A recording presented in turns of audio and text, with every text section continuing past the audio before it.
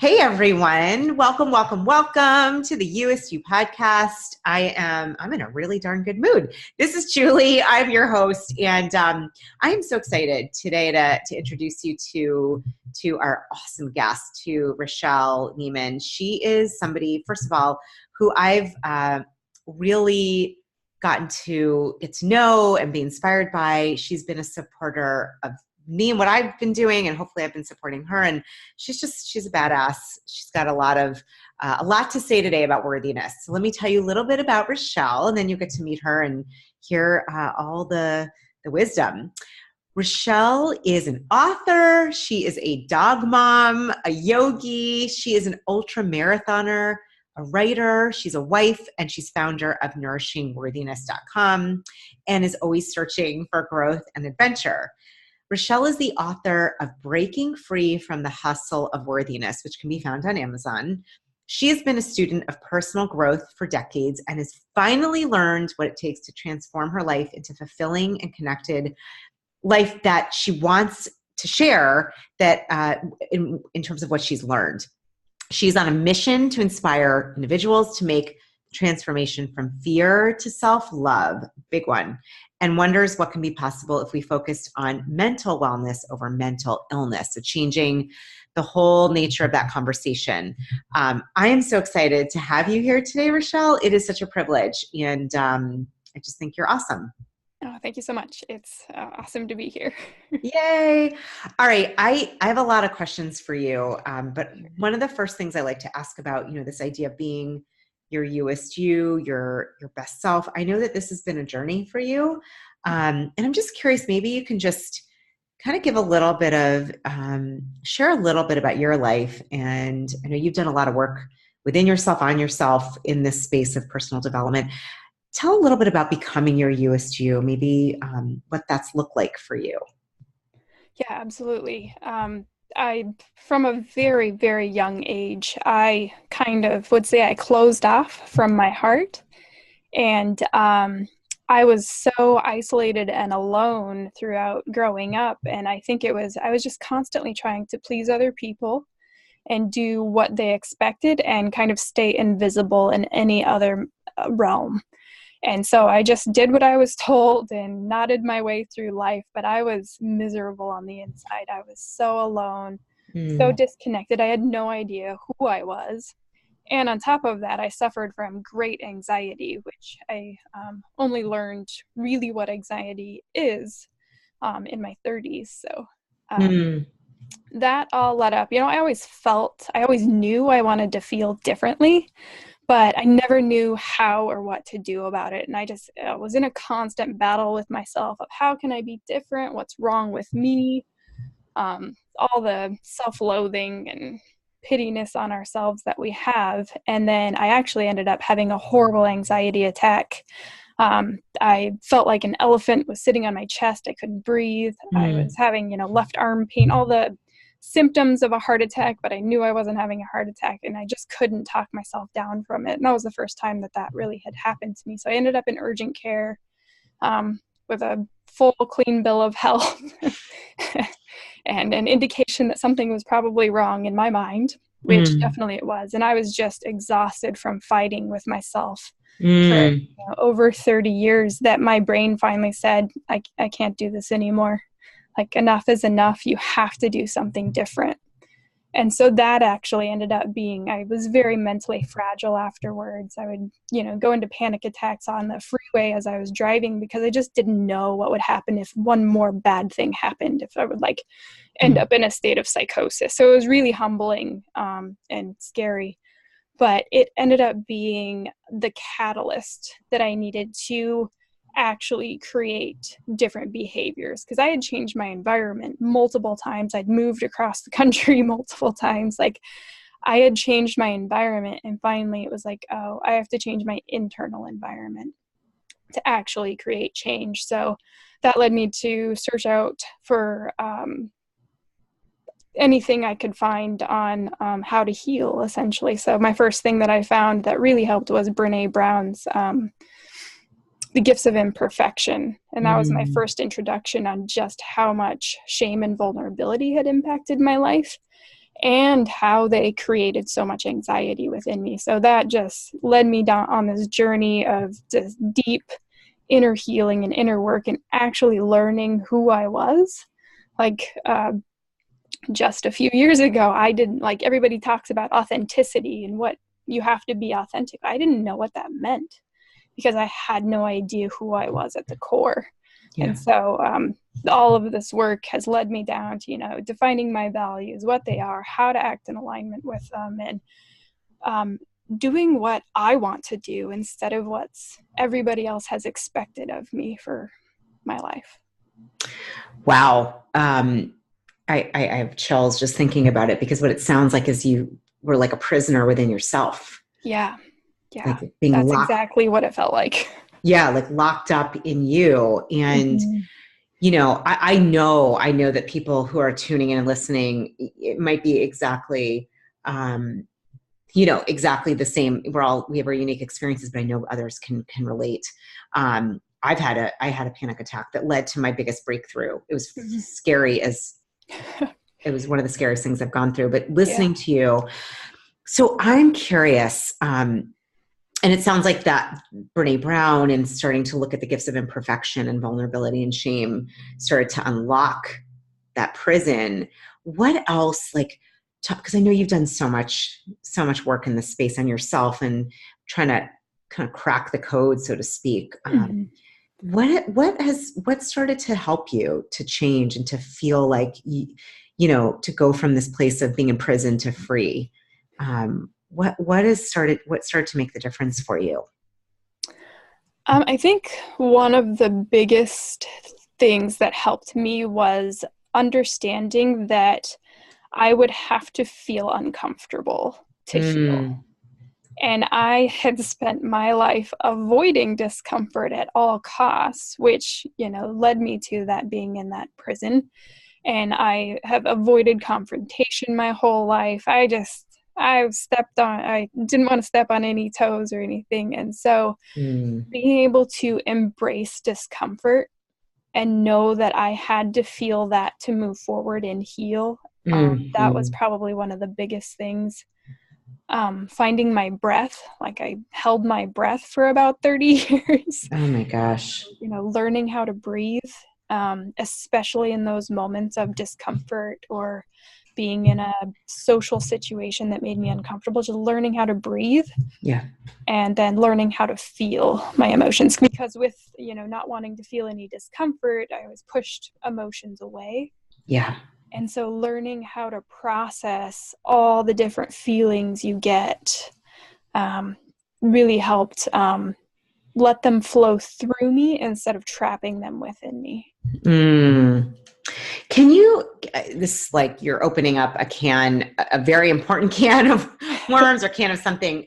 And I think it actually points to not just you, but this is why this is so important to so many of us, that we don't learn how to embrace discomfort or how to feel your emotions. I mean, if you look at addiction, right, that turning to something else to keep you from dealing with feelings. For me, it's food. For some, it's TV or social media or alcohol.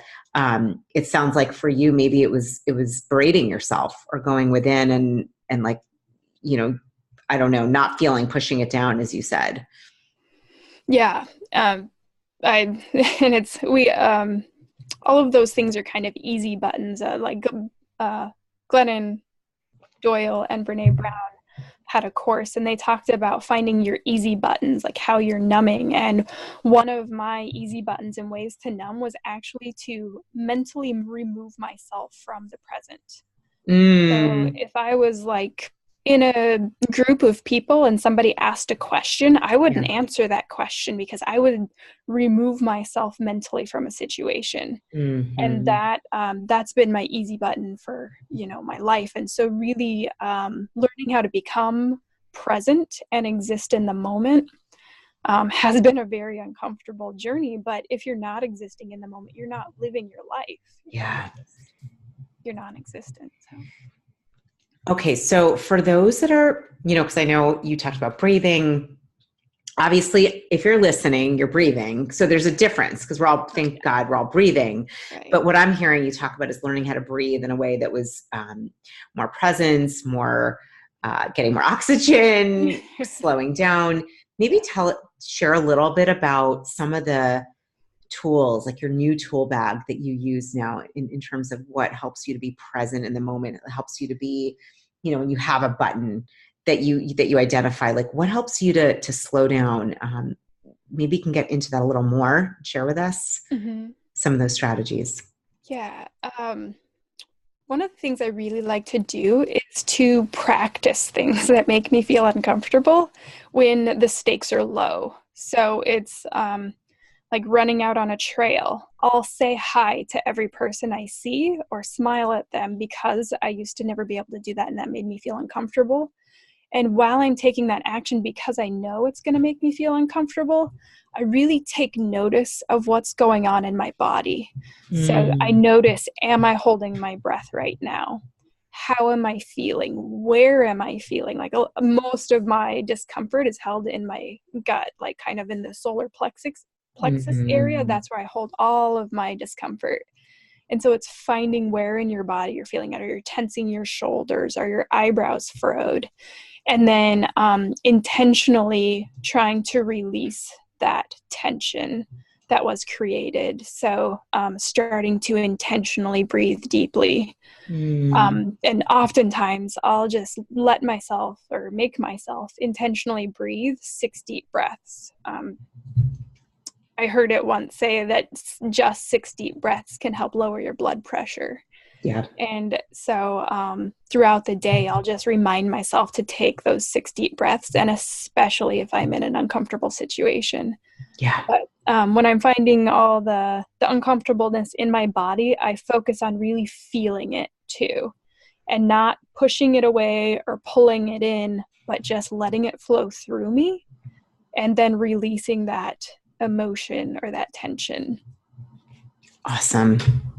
I think what you just said, it's funny because you emphasized it. And I was thinking for myself, it took me years to train myself to feel these feelings, especially when it's uncomfortable. And if it's in your belly, in your gut, I don't know about you, but I don't really enjoy having those feelings. I mean, I don't like it. I mean, I like when I feel like, high flying or, right. I think what you said is so, so important.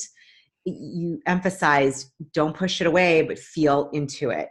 And I'm guessing that you've built an ability to do that. I'm guessing it must have been probably more challenging when you started.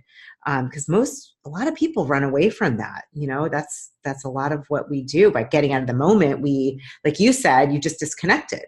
And it's pushing that easy button. Like, what can I reach to that's easy? Yeah. That can make me feel better.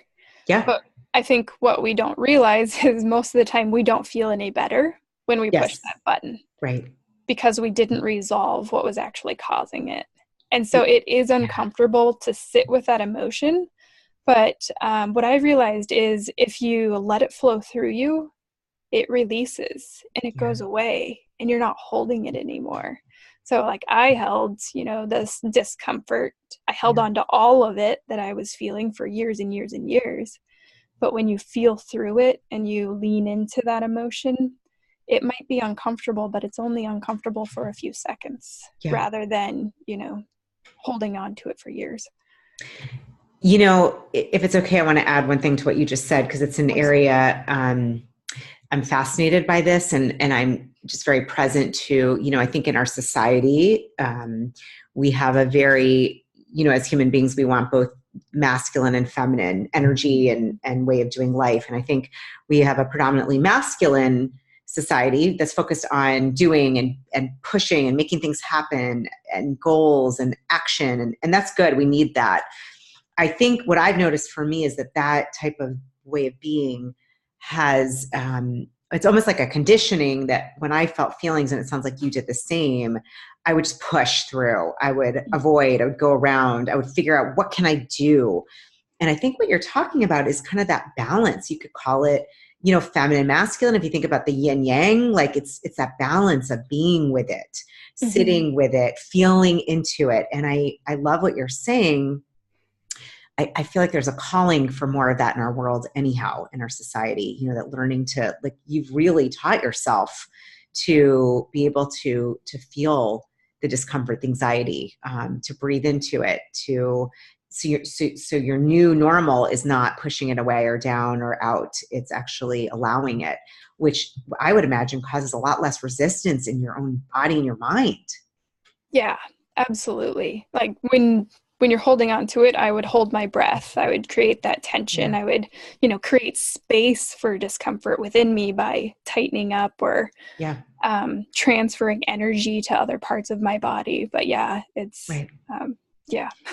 How is it with your overall, I'm curious if you've noticed health around either gut health or your body or energy or stress. Like I believe, our mind and body is connected. So when you have that flow, I would imagine you might be feeling better. I don't know.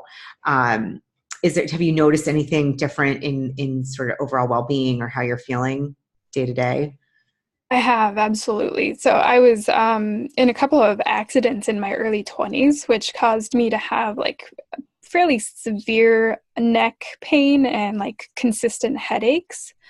But by connecting to myself and,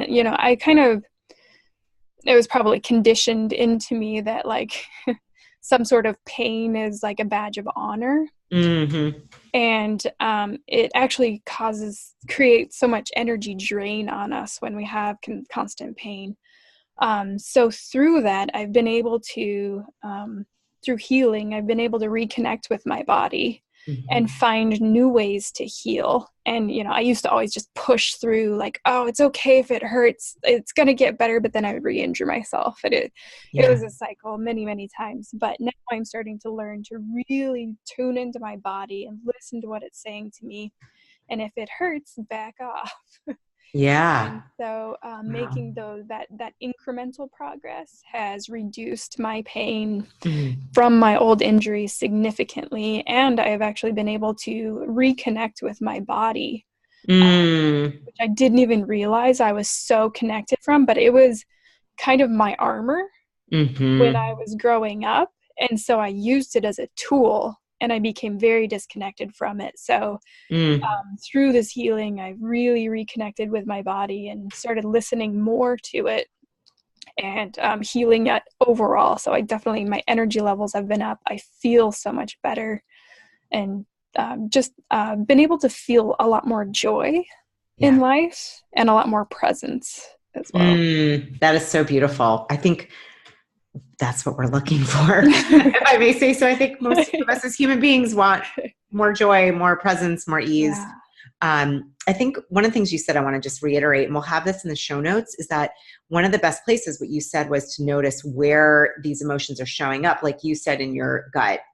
For some, it might be headaches, it might be panic attacks or stress, or it might be shortness of breath. It could be feeling flushed. I mean, all kinds of, but what I heard you say is really notice in your body. Like that's the place to start probably, is where are you holding on to these, whether it's the feelings of whatever those feelings that you're not dealing with. Yeah. And one of the things, since I was, so invisible in my life, I was very quiet and I never spoke my mind. And I found when I started this, sharing this work, I got such a tightness and constriction in my throat because I had held so much tension there over the time. So yeah, it's exercising those parts that we haven't paid attention to as well and listening to that as well. That's awesome. No, I love what you're saying. Rachelle, I would love to turn the conversation over a little bit to worthiness, to this idea of, I know you wrote about it.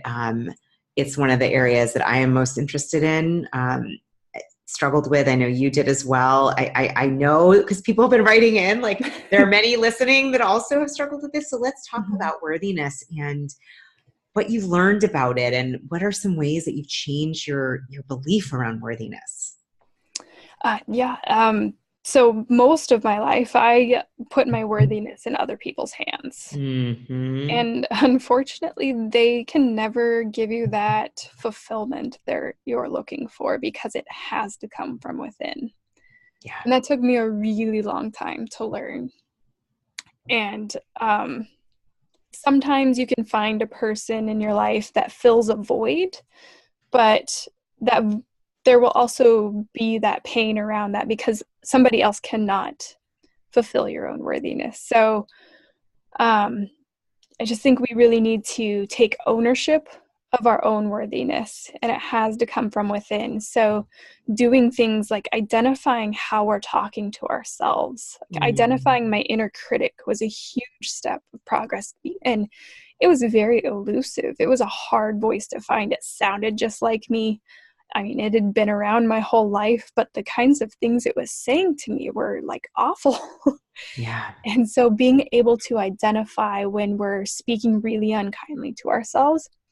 And one of my recent learnings actually is not to get mad at that voice or push that voice down or away, but embracing that voice. And one of the things I ask myself now is, what do you want me to know from this? And opening a dialogue with that place of yourself, because it is coming from, a place of love and protection. It's just not very nice about how it does it. Yeah. And so by opening that dialogue, that part of me feels heard. Mm-hmm. And then I can learn so much more about ways I think I am protecting myself, or like ways that I am not showing trust in myself, or ways I'm behaving that aren't in alignment with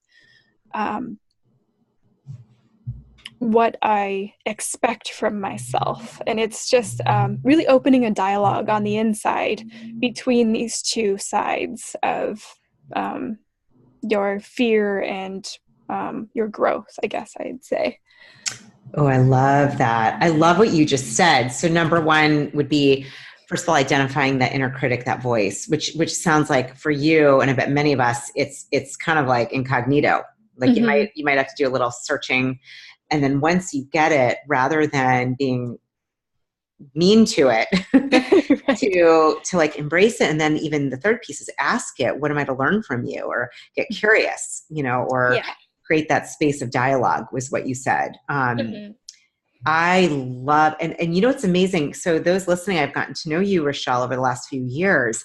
And I got to tell you, I've seen, you'd already come in doing a lot of this work, but I've seen a shift and transformation within you over the last couple of years, like really seeing you step into, because we're all, my belief is we're all worthy. Of course, we're all here on this planet. We are all part of the same sacred contract of humanity. Right. So we're all worthy. It's like you said, though, it's an inside job, and that can't come from others. And so this is a way to build it. And I've really seen you build this within. And I think it's so awesome that you're teaching this, and it is so needed. Yeah. That was part of my issue, is I never had access to the information. Right. And so part of it is allowing for new perspectives and new ideas, because if you would have told me, 10 years ago that I would have to talk kindly to myself, I would have said that's ridiculous. But we have to be open to new ideas if we want to feel differently and be differently in our lives. Absolutely. You said that earlier on, you got to be comfortable being uncomfortable. Yeah. Can you give an example? I think this is important just to make it really practical. Like, can you give a faux dialogue? Like maybe, okay, this is what your inner critic is saying. I actually have named mine. So now when she talks, I'm like, oh, I hear you, sassafras. I hear you, girl. You got some stuff to say. I use humor a lot because I don't know why I like it. But for you, could you give an example of maybe what you hear and then what you say to yourself, or how you handle that? Do you mind making the internal external? Because I want people listening to get an example of that. So my brain is a little bit extreme, so I'll use an example that actually just happened a few weeks ago. But it is a little bit extreme, so I'll give that caveat. I have been wanting to post YouTube videos, doing teachings and things like this, but I am like full of fear around that idea because it's exposure and growth for me. And so I've been very afraid to do it. So a couple weeks ago, I finally was like, I'm just going to do one. So I did like a really short 2.5-minute video about breathing. And I just pushed the publish button and I walked away. And I gathered my stuff and I was going to the gym. But as I was driving to the gym, my brain was just freaking out. Like, how could you have done that? And it did it in an elusive way. So I didn't connect the dots that it was from me posting this YouTube video. And so my brain flashed a picture of me getting into a car accident. And like a catastrophic car accident. Like that's the imagery that my brain gives me to try and protect me. Wow. And usually in these moments in the past, I would have, been very afraid by that thought. But I decided, I am going to play this out. I'm going to see what happens. And so I, played out the vision in my head of the accident. And, it took me through some scary imagery and, through my last breaths. And in that moment of those last breaths, I was saying to myself, what do you want me to know about this? Why are you showing me this? And the voice said back to me, you're insignificant. And it was like, well, that's not very nice. Like, yeah. What do you mean I'm insignificant? So I opened up that dialogue, of, what do you mean I'm insignificant? And I can't say there's like a two-way dialogue. It's me asking questions and then being opening to listening. And I'll get like imagery or I'll get little tidbits of messages. And so it was really like trying to keep me small and protected, but also that I'm insignificant in the grand picture of all of this. Like, don't let your ego get too big about this, because it's not really about you. It's about what you're giving to the world. And so it was a really like odd series of events that happened in my brain, but it was a really powerful message. And the idea that I didn't stop in the moment of that fear of, the imagery that was scary, but it wasn't, I don't know where I'm going with this now. It's all good. It's great. Well, but that's the kind of thing that happens in my brain. Yeah. No, Rachelle, that is such a powerful example, because what could have happened probably in the past is you might have turned around. You may not have gone to the gym. You might have believed it. Like you actually did something different. You paused and you asked into it. And then I'm getting chills, and the insignificant actually had somewhat of a positive message, even when you looked at it from a different angle, kind of like, remember it's in service of, right? It's not just like whatever you're scared of. It's actually, you don't need to, it's not coming from that ego place anyhow. It's to be of service. That is a phenomenal example. And, I'm thinking for some, like it could be fear. I know for me, it tends to come in as overwhelm. I'll get overwhelmed with ideas or thoughts of things I need to do or should do and haven't done. And then my brain just shuts the F down and says things like, you don't know what you're doing. You have no idea. So anyone listening, like it's going to show up. We're all different. So and I've had fear too, of course, but it could be anxiety, it could be fear, it could be overwhelm, it could be doubt. Like these are those, as you said, that elusive voice. I love that example. And it almost feels like it's like you engaged a deeper place within yourself and got wisdom that you would never have gotten before. Like you actually got wisdom out of this. Yeah. Yeah. And I think that, at first I was offended by, the you're insignificant statement. Right. But when I looked further into it, it was stop thinking about how you feel about putting, videos on the internet of yourself, because it's not about you. Oh, gorgeous. And it was like, oh, like, that was a really odd way to get there, but I guess thank you. Right. Like almost you could ask next time, can you just give it to me straight? Like just say like, by the way, it's not about you. You're Right. served. Right. But then it's like, well, I probably wouldn't have listened to that either. So. Right. That's such a great example. Well, I'm laughing because I do this both, as you know, we're video, it's audio, but this will be on YouTube.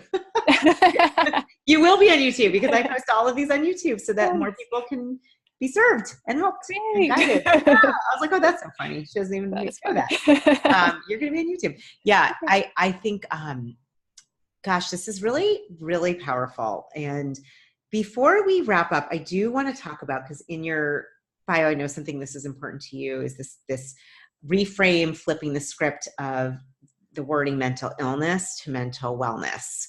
And just want to talk to you for a moment. Like, what does that mean to you? How did you come up with that, like changing of names, and what would you like to see happen in the future around this topic? It's a big one. I feel like we are conditioned in our current society to view ourselves as victims, especially in the mental health space. It's, I have, or I am this, illness. And we're given a lot of Band-Aids, for lack of a better term, on patching things up and getting us to move forward. But what I think a lot of my problems stemmed from were a mismanagement of my mental state and my emotions that created anxiety. And so if we can learn how to proactively and preventatively do things to better manage ourselves internally, we won't be these victims of the illnesses. There's so much more that we can do for ourselves and take ownership of our own wellness that can transform how we feel. Yeah. And so rather than being a victim of an illness, it's, what action can I take? What can I do differently? What behaviors can I change to feel differently? Yeah. And I think if we were more proactive with our approach, we would all live a little bit more joyful and present lives. And I think there's a lot of work we can do in the mental health arena to better serve ourselves. So well said. Yeah. Well, I'm so with you around taking this proactive stance, getting out of the victim role and realizing that everyone has the ability there are things that you can do and can change, and to kind of flip the way we look at it. I mean, and to me, wellness versus obviously mental wellness, it's like that has such a positive stance to it. And the idea that there's always that possibility, and engaging in, well, how does that happen? How do you do that? That's part of the question, but getting that you don't have to be a victim. Yeah. And I also like how if you just change the I to a we from illness to wellness, that it creates a more beautiful picture, is like we can all help each other out as well. Instead of like always pushing the onus on the person with the so-called issue. And it's, I think we can all do a little bit more in the space of helping each other out as well. Girl, that's beautiful. I would not have picked up on that. That is, you guys, illness versus wellness. Holy mackerel. That's like, I just had this light bulb moment. Like, that is so brilliant. It goes from I to we, which, it's sometimes what we're missing is this collective, collaborative community of supporting one another. And I know you and I have been part of, different communities where we've had that, very luckily, and taken the action to have that. And just encourage people listening, like, find your community, find people. This is a community for you, and then find those that you can support and can support you. So you go from I to we, illness to wellness. I love that. That's so powerful. It has been so, so awesome to have you here. Is there any other kind of words of wisdom or thought that you want to share before we wrap up? Anything that we didn't cover, just you want to share with the audience?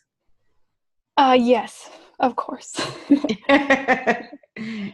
I would say if you know that you want to feel or be differently, you don't have to wait for something traumatic to happen to you. You can take action now.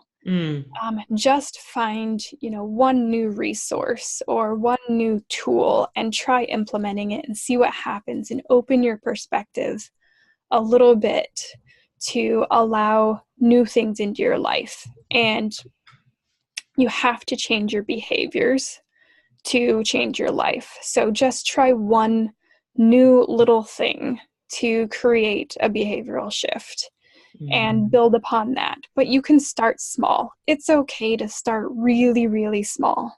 And it's okay to celebrate victories when you have really small victories. And so just try. Love that. Oh, that's awesome. We're going to end right there because I have nothing else to add. That was so powerful.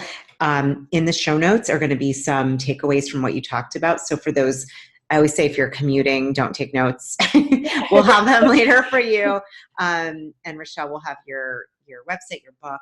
And thank you, my friend, for being out there trailblazing on this topic, and just being a stand for all of humanity to understand worthiness and well-being and making change. You're such a testament to that. And just really honored to know you and to have you here today. Oh, and I feel the same about you. So honored to be here and to know you as well. Thank you.